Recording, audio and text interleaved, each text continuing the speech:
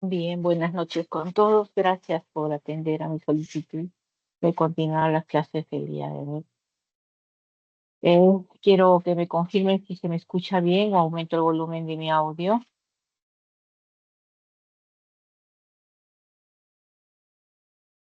Sí, se escucha bien, doctora. Muy amable, gracias. Entonces, la clase anterior nos habíamos quedado, ¿no es cierto?, en los defectos. Bueno, ya revisamos todo esto y nos quedamos en los cortocircuitos de derecha e izquierda, que es al que este, le daba quizá un poquito más de importancia y de peso, porque son las patologías más frecuentes que van a ver ustedes en el desarrollo de su carrera profesional, las más frecuentes. Hablamos de la tetralogía de Fallot. Tetra viene de cuatro, que vamos a encontrar cuatro defectos muy importantes, ¿eh? Y también conocido como el famoso niño azul, ¿no? La transposición de los grandes vasos, atresia tricuspidia, conexión venosa pulmonar anómala y el tronco o el ductus arterioso persistente. Si hablamos de frecuencia en nuestro medio, vamos a ver más una tetralogía de Fallot, que siempre va a estar presente con más frecuencia en relación a las ostras y va a estar asociada a alteraciones congénitas como son algún tipo de trisomía, generalmente la trisomía 21, ¿no? O el síndrome de Down. Y después de ello, otra más frecuente podría ser la persistencia del ductus arterioso. Les digo las frecuencias de las patologías en nuestro medio. Entonces, las malformaciones con cortocircuito de derecha a izquierda, que van a presentar o por qué se van a caracterizar por un flujo pulmonar disminuido, ¿no? Este está presente en la tetralogía de Fallot y en la atresia tricuspidia. Cuando el flujo pulmonar está aumentado o hay hipertensión pulmonar, lo que podemos sospechar es una transposición de los grandes vasos, la persistencia del ductus arterioso y conexión venosa pulmonar anómala total. Tenemos estos dos flujos que son muy importantes, que nos van a inducir a pensar qué tipo de cortocircuito de derecha a izquierda podemos o puede estar presentando el paciente, ¿no? Cuando hay disminución del flujo pulmonar, tetralogía de Fallot y atresia tricuspidia. Y cuando hay hipertensión pulmonar, es decir, aumenta el flujo pulmonar, las otras patologías que son transposición de grandes vasos, persistencia del tronco arterioso y conexión venosa pulmonar anómala. Vamos a ver esta famosa tetralogía de Fallot. Es una cardiopatía congénita cianótica, de ahí el nombre del niño azul más frecuente. ¿Y consecuencia qué? Del desplazamiento anterosuperior del tabique ventricular. Estos son los rasgos cardinales de esta tetra. Ya les he dicho, tetra viene de cuatro, ¿no? Un CIB, les dije que por incidencia y frecuencia, ¿no? Un CIB, una comunicación interventricular, una estenosis de la pulmonar o obstrucción de la salida del ventrículo derecho. Generalmente la conocen como CIB, estenosis de la pulmonar, hipertrofia del ventrículo derecho y aorta en posición o cabalgamiento de la aorta. Así se las conoce, ¿no? CIB, estenosis de la pulmonar, hipertrofia del ventrículo derecho y cabalgamiento de la aorta. Así se las conoce, es los nombres más frecuentes con que la podemos conocer. Vamos a ver. Entonces, la tetralogía de Fallot, acá tienen, ¿no? Tienen todos los cambios. Corresponde a una cardiopatía congénita cianógena conocida como el niño azul, y ahí el nombre. La transposición de grandes vasos, o sea que es una destrotransposición, existe en concordancia aurículo-ventricular, pero la aorta nace del ventrículo derecho y la pulmonar del ventrículo izquierdo, y ahí que es la transposición de los grandes vasos. La supervivencia pues es imposible, ¿no? O sea, no es compatible con la vida, salvo que exista algún defecto sectal que permite el paso de la sangre oxigenada, ¿no? Por ejemplo, asociado a un CIB va de la mano, ¿no? Pero como hemos visto, el CIB es parte ¿no? O uno de los componentes de la tetralogía de Fallot. Entonces, si el paciente tiene transposición de grandes vasos y sobrevive, es que tiene también un CIB o algún otro defecto sectal que permita el paso de la sangre oxigenada a la circulación sistémica. Normalmente el tronco común va a quedar dividido en dos por un tabique espiral que desciende y separa la aorta pulmonar. Acá se ve la imagen de la transposición de los grandes vasos. Y acá tenemos, ¿no?, la transposición de los grandes vasos, ¿no? Miren la salida, calco, como lo explica. Es incompatible con la vida porque lo que están viendo es un corazón fijado en formol después de una necrosis. Luego el ductus arterioso persistente es una sola arteria grande que reemplaza a la aorta y a la pulmonar a nivel del origen y recibe sangre de ambos ventrículos. Entonces la válvula del tronco suele ser tricuspidia o cuadricuspidia y puede ser insuficiente. Va a haber una sobrecarga biventricular masiva y por lo tanto una insuficiencia cardíaca. Cianosis moderada o mínima por la gran mezcla de sangre de ambos ventrículos en el tronco arterioso. ¿Cuáles son las preguntas más frecuentes que les puede venir en patología de corazón? Lo más frecuente es, de acuerdo a la frecuencia que te he dicho, tetralogía de Fallot. Manéjate bien los componentes y la signología, el cuadro clínico característico, la edad de presentación, porque los casos clínicos que se te pone están en relación a eso, ¿no? Entonces, la tetralogía de Fallot es la más frecuente en lo que es patología de corazón. Entonces, acá tenemos, mire, las malformaciones congénitas obstructivas, ¿no? Que es la coartación de la aorta. Todas estas son, ¿qué te digo?, menos frecuentes, pero se pueden presentar, ¿no? Pero los hallazgos que tenemos de estas malformaciones congénitas obstructivas son a nivel de la necropsia, es lo más frecuente. ¿Cuáles son? Coartación de la aorta, estenosis, ustedes ya saben que es disminución marcada de la luz, y atresia, o sea, sin luz a nivel del vaso pulmonar, y la estenosis y atresia aórtica, ¿no? Tanto de la pulmonar como de la aorta. La coartación de la aorta, que es, ya saben, una malformación obstructiva, es una forma frecuente de cardiopatía congénita en mujeres con síndrome de Turner en este caso. Entonces, así como les dije, la tetralogía de Fallot va de la mano con un síndrome de Down, ¿no? Esta va con un síndrome de Turner, la coartación de la aorta. Las manifestaciones clínicas van a depender de la gravedad de la estenosis y de la permeabilidad del ductus arterioso. Hipertensión en extremidades superiores, pulsos débiles en las extremidades inferiores y signos de una insuficiencia arterial. Acá están los esquemas, ya que tienen, ¿no?, la famosa, miren, coartación de la aorta, en este caso postductal. Y como ven, es un hallazgo, ¿qué cosa? ¿No? Por necrosia. Y acá tienen una imagen, la coartación de la aorta, a través de una imagen de una arteriografía.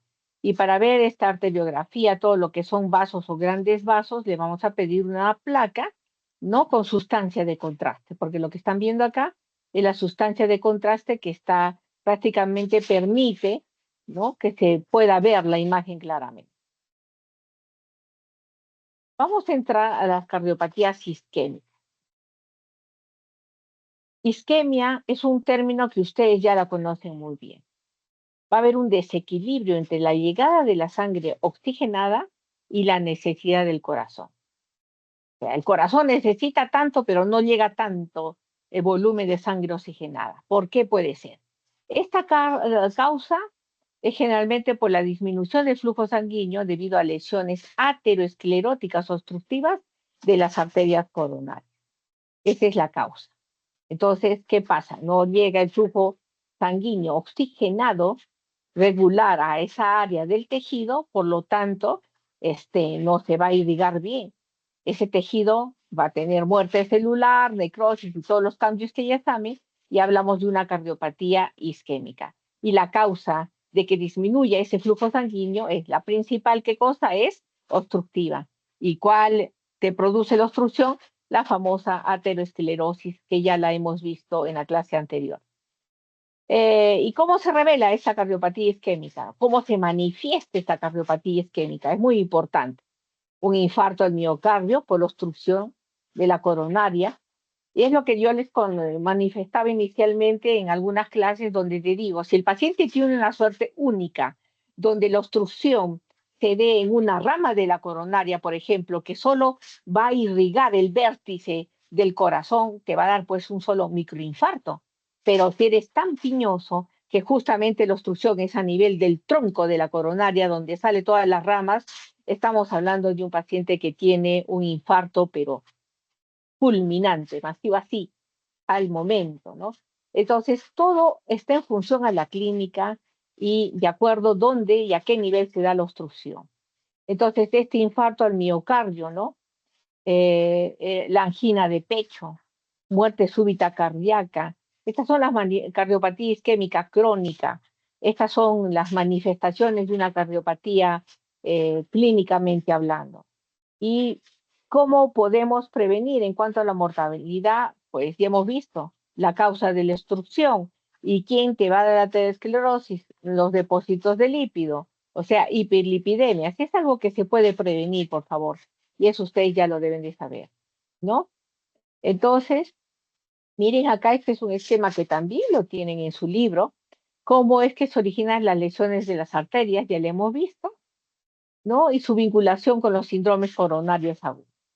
Ya tienen acá la capa, sin embargo, acá que se está poniendo la placa aterosclerótica, ¿no es cierto? Entonces, ¿qué pasa? Esta placa se puede romper, ya hemos visto, por el flujo sanguíneo, etcétera, etcétera, y se va a manifestar o se va a exponer los componentes los que están constituyendo, en este caso, la placa aterosclerótica, y se va a ver estimulación de qué? De agregado plaquetal, ¿no?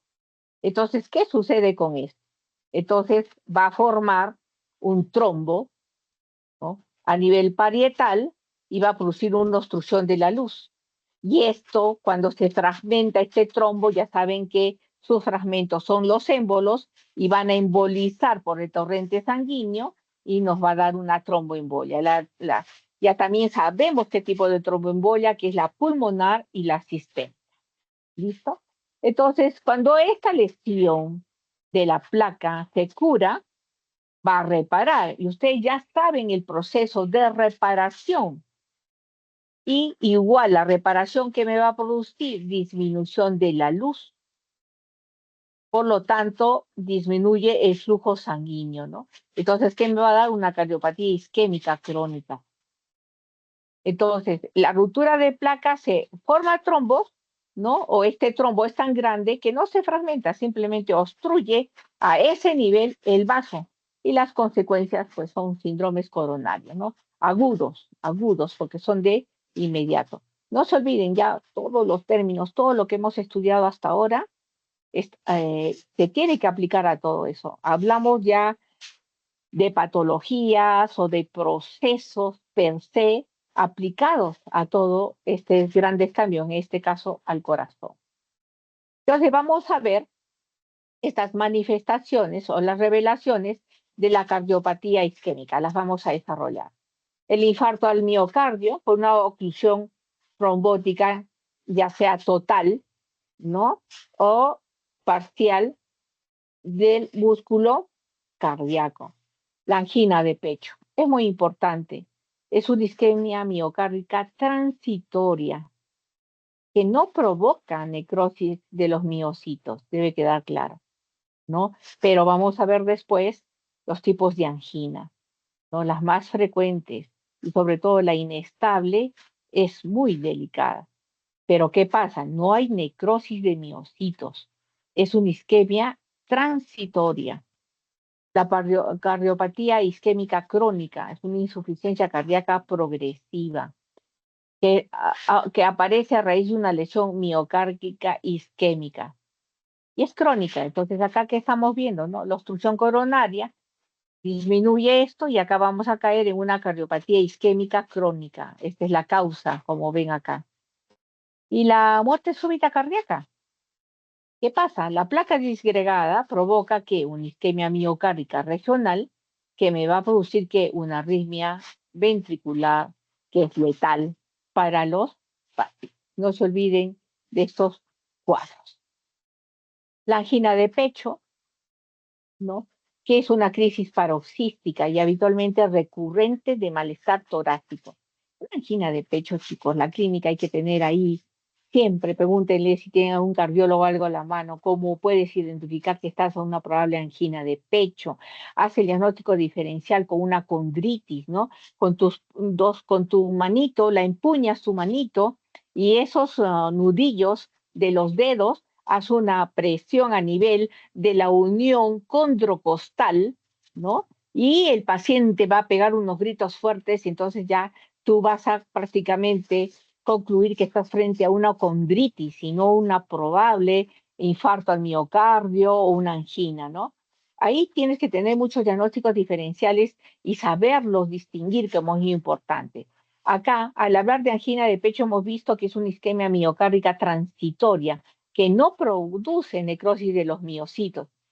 Entonces, vamos a ver los tipos de angina, ¿no? La estable, la inestable y la variante de Price-Metal. La estable se va a ser ocasionada por un desequilibrio entre la perfusión coronaria y las necesidades miocárdicas, ¿no? Se pierde ese equilibrio. Y haber un aumento en la demanda de oxígeno por el ejercicio físico, estrés, etcétera, etcétera, y se alivia con reposo y vasodilatado. Entonces, hay ese desequilibrio y la causa puede ser ejercicio, el estrés, etcétera, etcétera. El paciente se tranquiliza, se pone en reposo y se regulariza. Y si no, vasodilatadores. Ese es el manejo que al paciente. La inestable, como te decía, hay una ruptura de la placa aterosclerótica. Y entonces, si hay una ruptura, va a haber una trombosis parcial superpuesta. Ocurre con frecuencia cada vez en mayores y está desencadenada por esfuerzos físicos cada vez menores, con duración prolongada, más en adultos mayores con esfuerzos menores. Y se le conoce como angina preinfarto, y ahí el nombre de inestable es la más delicada y está asociada a cambios en ateromas. Entonces, cuando hablamos de un preinfarto, con una angina inestable. Y la variante de Price-Metal causada por un espasmo de las arterias coronarias. Espasmo, ¿no? Se eleva el segmento ST en el electrocardiograma y se alivia con vasodilatadores y bloqueantes de canales de calcio. Ahora bien, el infarto del miocardio, que probablemente no hay mucho que decir acá, porque ya hemos visto que es necrosis, que es un infarto. Ya saben los cambios que se dan a ese nivel, ¿no? Entonces, acá tenemos la patogenia, que es un cambio brusco en una placa ateromatosa, ¿no? Plaquetas se adhieren, se activan y se agregan, va a haber vasoespasmo, se activa la vía de coagulación, el trombo ocluye por completo la luz del vaso, ¿no? Suspensión del metabolismo aerobio, acumulación de metabolismos nocivos en potencia, isquemia y necrosis. Acá, esta es la causa del trombo oclusivo y que me va a dar un infarto del miocardio. ¿Listo? Entonces, se entiende así, acá tiene el bloqueo de la arteria coronaria, en este caso de la derecha, ¿te imaginas? ¿No? No va a haber circulación de esta rama derecha y todas las subramas que van acá, finalmente falta oxigenación y me va a dar infarto. Si solo está en esta zona donde ves la flecha, hablemos pues de un infarto localizado o microinfarto. Pero si hablamos a nivel alto de este tronco, por ejemplo, estamos hablando de un infarto fulminante. ¿Qué contribuye con el infarto? Eso es muy importante. Vasoespasmo coronario. ¿Quién? Los pacientes pues que consumen cocaína. Entonces te puede venir un caso clínico donde dice el paciente que tanto, que presenta tanto y antecedentes de consumo de cocaína. Ya te está diciendo que puede estar o que puede estar produciéndose en ese organismo de ese paciente que está ingresando, ¿no? Émbolos procedentes de aurículas izquierdas o la fibrilación auricular, procedentes de vegetaciones valvulares. Ya les he dicho, les expliqué y les hablé las famosas agregaciones de las bacterias como pequeños coliflores, ¿no? Que me va a dar qué cosa, la endocarditis bacteriana o la embolia paradoja. Las vasculitis, ¿no? Las vasculitis de ramas intramurales coronarias, hemoglobinopatías, amiloide en pared de los vasos. Todas ellas contribuyen con el infarto de miocardio. Estas son las características microscópicas de un infarto de miocardio. Mire, en esta primera imagen del primer día tenemos la mitad, ¿no? Que están las fibras musculares, podemos decir que tienen cambios inflamatorios, cambios no sustentables que los van a llevar acá, a primer día, en este caso muerte o destrucción, ¿no? Entonces cabe el infiltrado inflamatorio, y miren acá, y acá esto ya es una zona infartada, pero si hablamos acá, en este cuadro, a los 3 o 4 días, estamos viendo pues qué cosa, tejido necrótico al 100% y todos los componentes, ¿no? De la muerte celular, del infarto de miocardio. Hay un marcador específico que es el P10, el P16, que cuando hay necropsias y vemos zonas sospechosas, y no se sospecha que la muerte haya sido por infarto, sino el paciente tenía una patología crónica y muere, ¿no? Entonces nosotros le hacemos un marcador y vemos que marca toda esta zona infartada. Eso es muy importante. Entonces acá miren, a nivel del séptimo y décimo día, ¿qué es lo que sucede, no? Se elimina todos los miocardiocitos necróticos. ¿Por qué? Por los macrófagos espumosos, ¿no? Es que se va a dar, que hay un tejido necrótico, muerte celular, y ustedes ya saben todo lo que se da en el proceso de ¿qué? De reparación. Está de más decirlo. Entonces, acá, ¿qué vamos a tener? Tejidos de granulación, abundante tejido conjuntivo o conectivo laxo, ¿no? Con neovascularización. ¿Ok? Pero ¿qué cosa? Se reparan, hay nuevas células musculares, hay nuevos miocardiocitos, note. Jóvenes, ustedes saben que se ha reparado con tejido conectivo y va a llevar con el tejido fibrótico, que es lo que vemos con la tricómica de Mason, ¿no? La zona azulada. Entonces, ya saben que la reparación se da ahí. Es decir, que esa parte del corazón que fue infartada y si el paciente está vivo, ¿no? Ya no le va a funcionar. Entonces, acá tenemos la imagen, y ustedes también la tienen, si mal no estoy, en sus libros, donde podemos ver los infartos transparietales o no transparietales, o también conocidos como transmurales o no transmurales, es decir, que atraviesa o no la pared, ¿no? Entonces, ¿qué pasa acá? Está acá, transparietales, miren acá lo que sucede, ¿no? Atraviesa la pared. Y entonces, ¿qué va a pasar acá? Puede haber un restablecimiento de flujo por perfusión, ¿no? Y solo se compromete algunas áreas. Entonces, los que no son transparietales simplemente compromete un área o un segmento del grosor de la pared en forma focal difusa o difusa o multifocal nodular o por puntos, como lo quieran dar. A esto le podríamos hablar los famosos microinfartos multifocales.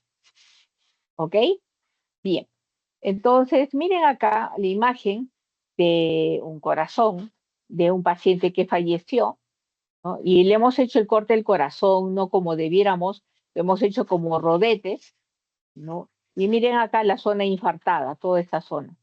Acá está mucho más, pero miren el compromiso, porque esta área que ven acá, este es el miocardio, la pared, la estructura normal, podríamos decir, y miren acá la zona infartada y acá el área o las áreas que ya estaban comprometidas, ¿no? Miren, igual, infarto agudo de miocardio, miren lo que sucede, ¿no? El paciente fallece, pero miren todo el compromiso que tuvo, todo el compromiso que tuvo. Y un corte histológico de acá, y están viendo qué cosa, el compromiso, la necrosis, ¿no? Es un infarto, muerte celular. Y hablamos, ¿qué es? ¿Qué tipo de necrosis? ¿Quién me dice? ¿Qué tipo de necrosis? Paulativa. Muy muy bien, porque ya hemos dicho, ¿no? Mantiene la estructura del esqueleto, es muy importante acá.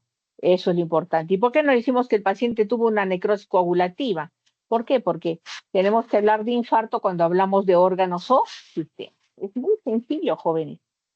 ¿Cuáles son las complicaciones de este infarto? Pues es predecible. Cuando tú tienes un sustento, una base de conocimientos, es predecible todas las complicaciones que pueda dar. Mira, si el tejido está necrótico, es fácilmente que la pared se rompa, ¿no? Entonces acá tienen, mira, las complicaciones, que se rompa, en este caso un tabique interventricular, ¿no? Acá tienen las imágenes. Obviamente están viendo ustedes, jóvenes, la macroscopía de una necropsia, ¿no? Porque no tenemos una muestrita de corazón para estudiarlo. El paciente ya falleció, no se olvide, ¿no? Y esa es una de las grandes complicaciones. Luego, que se rompa, miren acá, la ruptura, ¿qué músculo es? El músculo pectíneo, que lo conocemos, zona necrótica, ¿no? Y que haya una complicación como es una pericarditis fibrinosa. Miren acá, ¿encima de qué? Del infarto de la zona. Nuevamente, esto es una necropsia, jóvenes, ¿eh? Esto es una necropsia. Entonces, las complicaciones del infarto, insuficiencia cardíaca, ¿por qué? Por disfunción contráctil posinfarto, pues, que puede ser temporal, obviamente. Va a depender de qué, de la magnitud del infarto, no se olviden. Arritmia, una taquicardia sinusal, un bloqueo cardíaco, extrasístoles ventriculares, taquicardia ventricular, fibrilación ventricular, ruptura del miocardio, que me va a producir ¿qué? Hemopericardio, ¿no? Cuando se rompe la pared y va a salir el sangrado, ¿qué? A ruptura del tabique interventricular, no, ruptura del músculo papilar. Entonces, ¿qué me va a dar? Insuficiencia mitral. Pericarditis postinfarto, el síndrome de Dressler. Expansión del infarto. Trombosis mural, que se complica con un tromboembolismo. Y aneurisma ventricular. ¿Qué son las arritmias?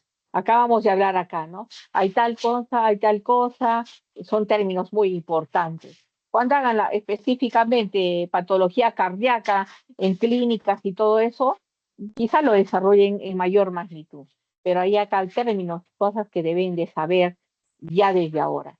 Las arritmias se pueden deber a cambios isquémicos o estructurales del sistema de conducción o a inestabilidad eléctrica de los miocardiocitos. En los corazones estructuralmente normales, las arritmias suelen ser secundarias a mutaciones en los canales iónicos que provocan una repolarización o despolarización aberrante. Entonces, muerte súbita cardíaca. Cuando hablamos de una muerte súbita cardíaca, se suele deber a una enfermedad coronaria que ocasiona isquemia. La irritabilidad del miocardio está provocada por una isquemia no mortal o por una fibrosis previa secundaria a una lesión del miocardio. Con menos frecuencia, la muerte súbita cardíaca se produce por la ruptura aguda de una placa con trombosis, que va a ocasionar una arritmia y culmina con rapidez con la muerte. Entonces, miren, chicos, ¿no? La importancia de las arritmias. ¿Qué son? Entonces, este es un esquema muy bonito, muy didáctico, en mi opinión, lo tienen en su libro, yo no he hecho otro, me parece interesante, que si tenemos una arteriopatía coronaria, se va a manifestar con una isquemia del miocardio, un cambio brusco de la placa, o sea, trombosis de una arteria coronaria, que me va a llevar a una isquemia miocárdica de mayor gravedad y duración, y directamente a la muerte, o si no, está dependiendo, ¿no es cierto?, del grado de gravedad, un infarto del miocardio. Al hablar de infarto de miocardio va a haber pérdida de músculo, arritmia, infarto, necrosis, arritmia, acuérdense. Entonces, el infarto de miocardio, la magnitud de que va a depender, ¿no? De si es pequeño, un microinfarto o difuso, masivo. Entonces, eso se cura, ¿no? Y me va a llevar una cardiopatía isquémica crónica, se remodela el ventrículo y también me lleva a una cardiopatía isquémica crónica o va a haber una hipertrofia con dilatación del músculo viable. Entonces, todas ellas me van a llevar ¿a qué? A una insuficiencia cardíaca congestiva. O sea, ¿quién precede a una insuficiencia cardíaca congestiva? Una cardiopatía isquémica crónica, que puede ser causada, ¿no es cierto?, por las formas de evolución de un infarto al miocardio. Esta es síntesis.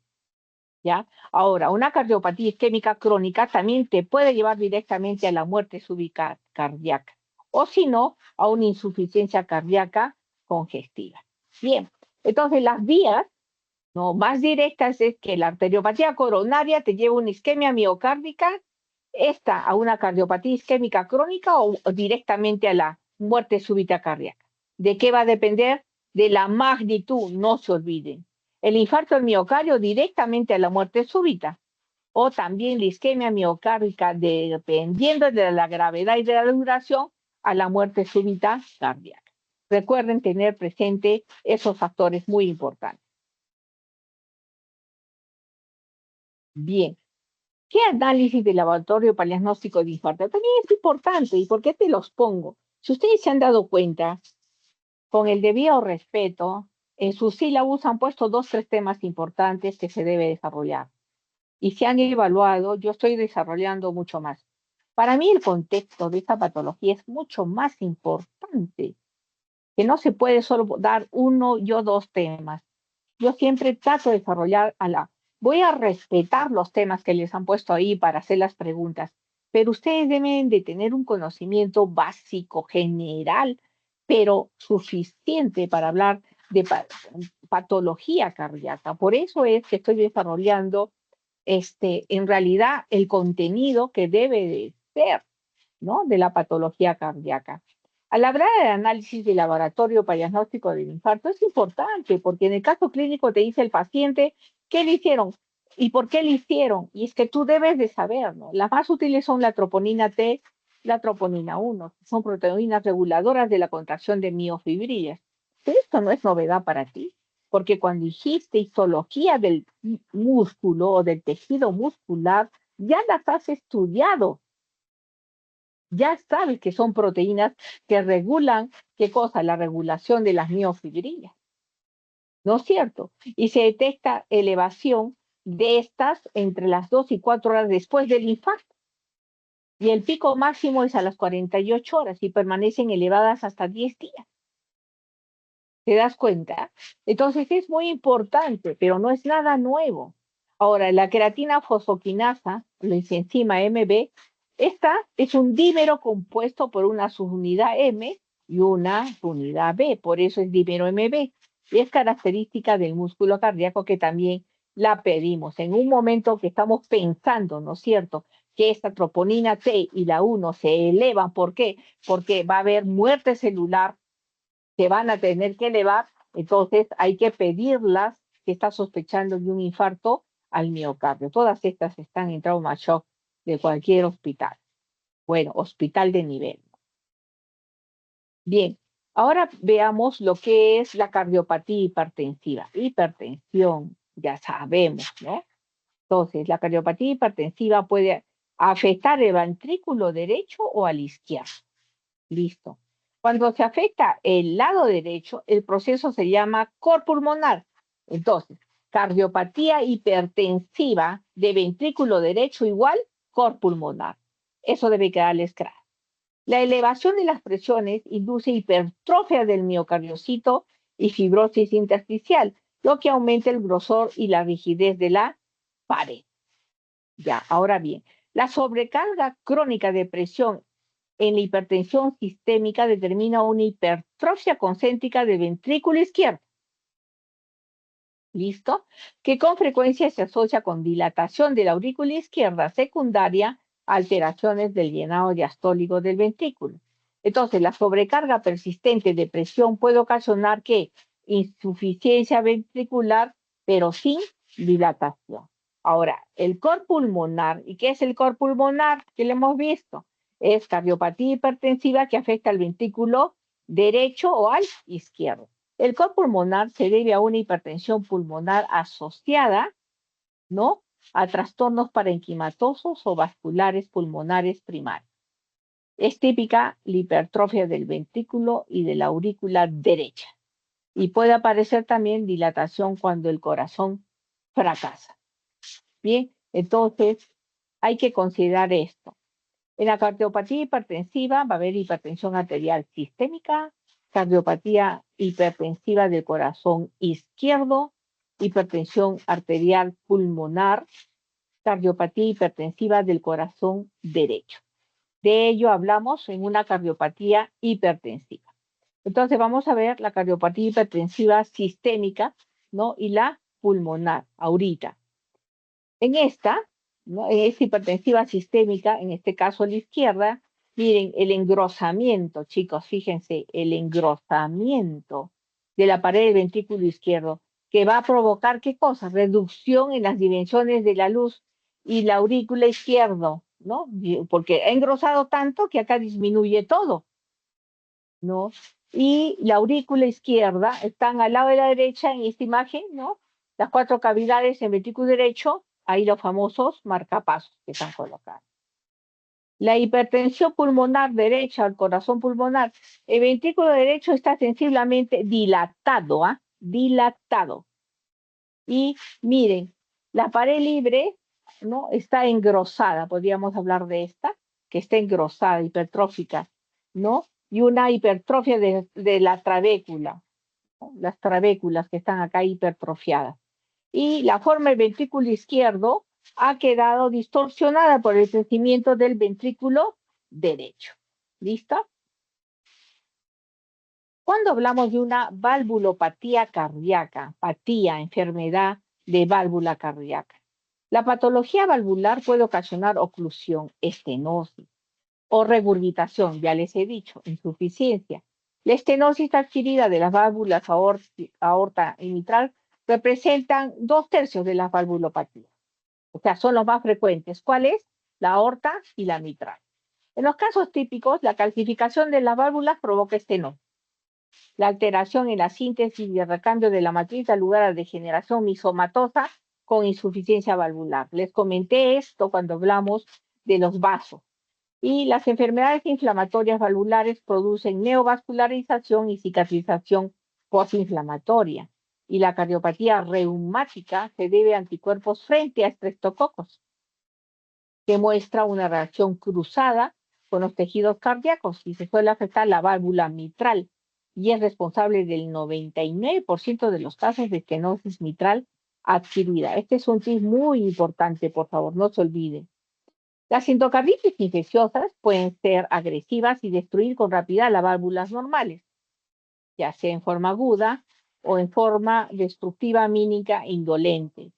¿Ya? Entonces, endocarditis infecciosa subaguda, la embolización sistémica puede ocasionar infartos sépticos en las endocarditis infecciosas.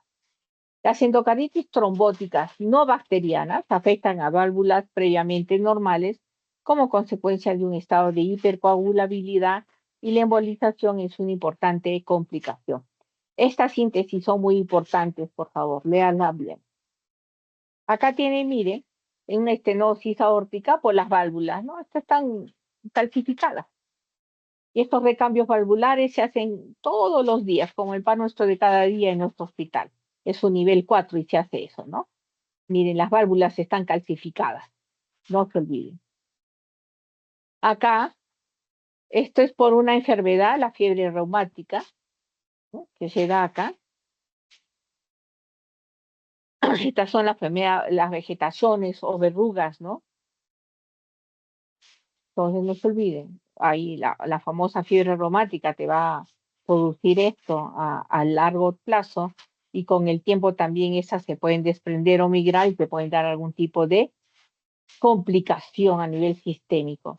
Acá tiene, mire, el estenosis, engrosamiento fibrótico de las válvulas y no, no se olvide, las cuerdas tendíneas de la valva también. Esto es lo que vemos, esa es la realidad.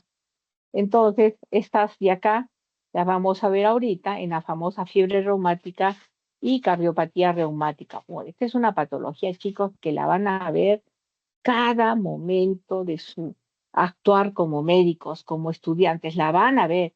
Si es que alguno de ustedes no ha tenido o tienen esto como complicación, entonces es, o algún familiar, van a decir fiebre reumática. La causa de la fiebre reumática es el estreptococo grupo A beta hemolítico ubicado en la faringe. La patogénesis inmunológica se manifiesta de 1 a 3 semanas después de una amigdalitis. ¿Qué pasa, chicos?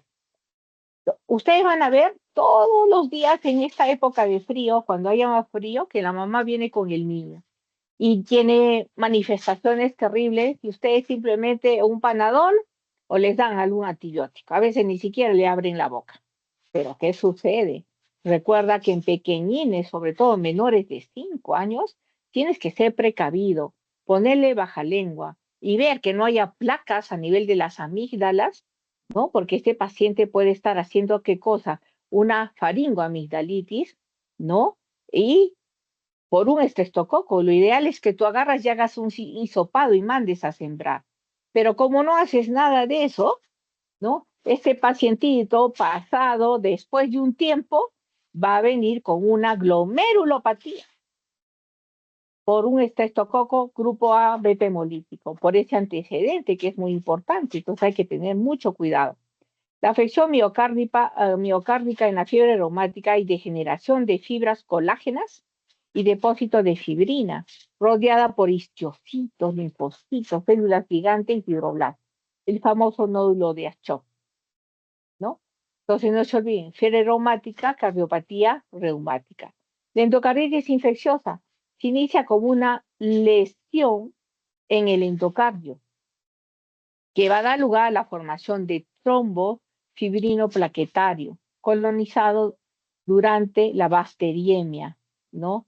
Entonces, el daño endotelial puede ser consecuencia de flujos sanguíneos anormales en pacientes con cardiopatías previas, catéteres intravasculares, cirugía vascular, complejos inmunocirculantes depositados. Y para que se produzca infección en un trombo fibrino plaquetario en el endocardio, los agentes infecciosos circulantes deben tener la capacidad de adherirse a él. Estos agentes infecciosos llegan a la circulación a partir de focos sépticos. Por ejemplo, mira, infección urinaria. Es terrible. A mí cuando me dicen infección urinaria, chicos, tiemblo de terror, porque los focos sépticos, por ejemplo, por el que mi niña ahorita, ayer fue ingresada a UCI, es urinaria. De verdad, chicos, le tengo terror. Entonces, una ITU te puede llevar a UCI, sí, porque las bacterias que te producen estas ITUs son tan agresivas como una E. coli. O sea, hay tantas que son muy, muy agresivas y te da, entras en sepsis. Es terrible el cuadro realmente y vas a parar a una unidad de cuidados intensivos. Entonces hay que tener mucho cuidado, ¿no? Entonces también te dice a partir de procedimientos odontológicos, médicos invasivos, traumatismo de mucosa, etcétera, etcétera. Pero el foco urinario es un foco séptico fatal, es un foco séptico que tienen que tener cuidado. No es un juego, criaturas. Ah, tengo una ITU o tengo, me parece que tengo y me voy a la farmacia y tomo tal cosa. No, criatura. Lo que estás haciendo es hacerte un grave daño. Estás haciendo resistencia a que la que te dé la farmacéutica o el técnico de farmacia te diga, tómese tal cosa y tú tomas y aparentemente cede el cuadro y no, porque, ¿qué les digo? Cuando tienes un cuadro de ITU, tienes que hacer un sedimento urinario y tienes que pedir un urocultivo. Inicialmente le das un tratamiento que trate de cubrir todo en general, hasta que salga el cultivo temporal, porque da la casualidad que cuando sale el cultivo, la medicación que le has dado hasta ese momento, ¿no? No es sensible, o sea, a esa bacteria que la que te está llevando al hito. Entonces, es bien delicado, no solo es un sedimento urinario. El urocultivo con un antibiograma son muy importantes, criaturas. Eso te va a decir cuál es sensible, qué manejo, todo eso. Eso es un manejo adecuado y completo como debe de ser. Y controles posteriores. No se olviden de lo que les digo. Complicaciones de las endocarditis infecciosas, embolismo céstico, con la formación de accesos a distancia, infartos césticos, aneurisma micótico. Y mira, complicación, glomerulopatías proliferativas postinfecciosas por depósito de estos complejos inmunocirculantes en el glomérulo. Generalmente son glomerulonefritis post-estreptococcus. No se olviden Bien, entramos bueno, vamos a ver las imágenes. En este caso, miren, una endocarditis infecciosa en la válvula mitral, ¿no? Las famosas vegetaciones. Estamos hablando de una necropsia, guau. Lo que están viendo acá son necropsias, ¿no? Miren esta Filococcus, el Streptococcus, o sea, son malosos, muy malositos. Bien, ahora entramos a las miocardiopatías. La miocardiopatía, ¿no? Su nombre lo dice, es una enfermedad intrínseca del músculo cardíaco que puede tener causas específicas o también puede ser idiopática. Las tres categorías fisiopatológicas generales de esta entidad es la miocardiopatía dilatada, que representa el 90% de los casos, la hipertrófica y la restrictiva, que son las menos frecuentes. Esta miocardiopatía dilatada, MCD, ¿no? En este caso, determina una disfunción sistólica, es decir, contráctil. Entre las causas destacan la que es miocarditis, exposición a tóxicos, como por ejemplo el alcohol, el embarazo. En el 20 a 50% de los casos, la causa son mutaciones que afectan las proteínas del sitio esquelético del músculo cardíaco. Luego tenemos cuál, la miocardia hipertrófica y la restrictiva, que son menos frecuentes.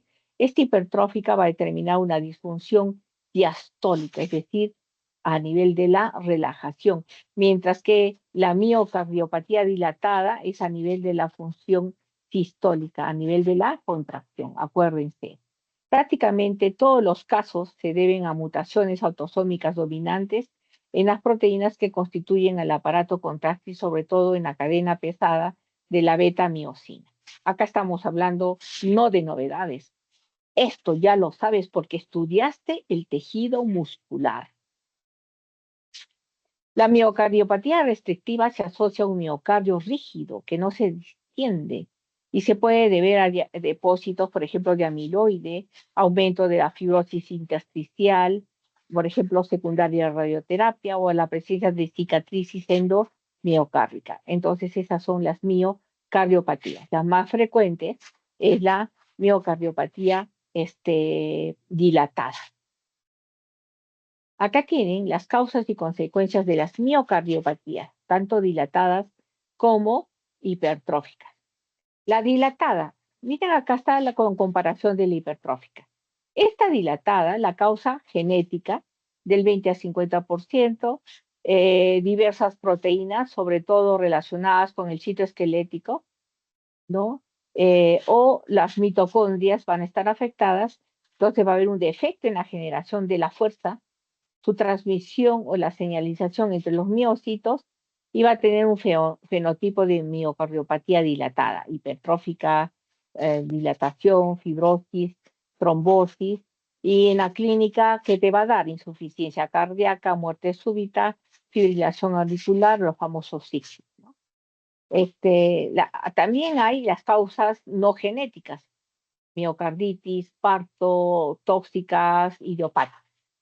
Al hablar de miocardiopatía hipertrófica, causas genéticas al 100%, proteínas del sarcómero, defecto en la transferencia de la energía desde las mitocondrias hacia el sarcómero o disfunción directa del sarcómero. El fenotipo de esta miocardiopatía hipertrófica, hipertrofia acusada, hipertrofia simétrica, desorganización de las miofibrillas, fibrosis intersticial, placa en fundibular de la salida del ventrículo izquierdo, etcétera, etcétera, y la clínica y la manifestación acá, ¿no?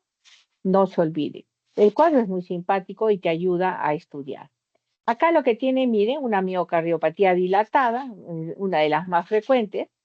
Miren acá, ¿no? Hay y dilatación hipertrófica de todas las cavidades, de las cuatro. ¿No? No se olviden acá. Y acá tienen un trombo mural. ¿Y este es qué? La microscopía de esta miocardiopatía dilatada. ¿Listo? Acá tienen una miocardiopatía hipertrofia con hipertrofia asimétrica de mira, guagua, qué terrible, ¿no? Estamos frente a una necrosis, obviamente. Miren, eso es lo que pasa. Y ya para ir finalizando, las enfermedades pericárdiacas, o sea, pasamos a la membrana que envuelve al corazón. Entonces, ¿qué es? El pericardio. Hay dos, el pericardio visceral y el pericardio parietal. Acuérdense, ¿no? ¿Por qué es este movimiento y permite que haya ese movimiento? La pericarditis aguda, las causas de infecciones virales, bacterianas, pericarditis purulenta, ya sabemos, un proceso de qué tipo, inflamación aguda, purulenta, tuberculosis crónica, granulomas, necrosis gaseosa, hongos, esas pueden ser las causas de las pericarditis. Por mecanismo inmune, la fiebre reumática, lupus, esclerodermia, pericarditis por infarto, un síndrome de Dressler, reacciones de hipersensibilidad a fármacos, ¿no? Y acá tienen una necrosia, una pericarditis aguda supurativa, es increíble, supurativa. Toda esta parte que ves acá amarillo, al hablar de supuración, hablamos de pus, ¿no? Entonces, ¿esto es por qué? Causa de una neumonía. Y acá hay abundante sudado purulento. Esto es una necrosia, joven. Acá tiene una pericarditis serosa. Miren el corazón. Y este es el pericardio visceral. Donde está la pinza, ese es el pericardio parietal. Y acá ven un líquido seroso, ¿no? Medio amarillento citrino, ¿no? Y te va a dar una poca cantidad de fibrina. También ya la conoces. Ya saben que hay ahí. ¿Ok? Acá tienen una pericarditis fibrinosa. Miren, chicos, esto de acá, que ven acá, esas son bridas de adherencia. ¿Qué pasa con estas bridas de adherencia? En todo proceso inflamatorio agudo que puede pasar a la cronicidad, ¿no es cierto?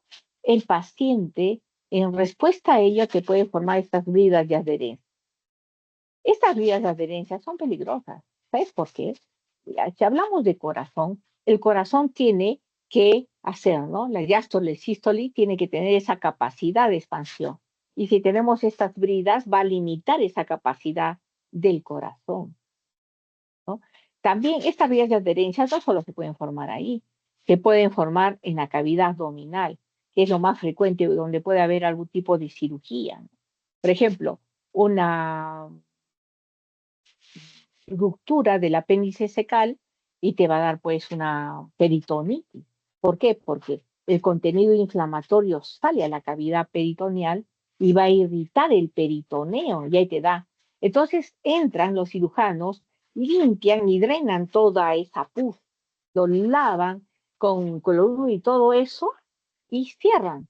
Pero esto hace en muchos pacientes que se forman bridas de adherencia, que son estos que ven acá.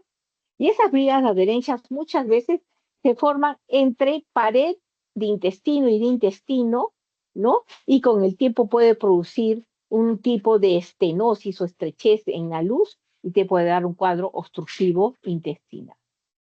¿Listo? Entonces, mira la importancia que le damos a estas bridas de adherencia. Acá teniendo, es una pericarditis fibrinosa, miren la fibrina, ¿no?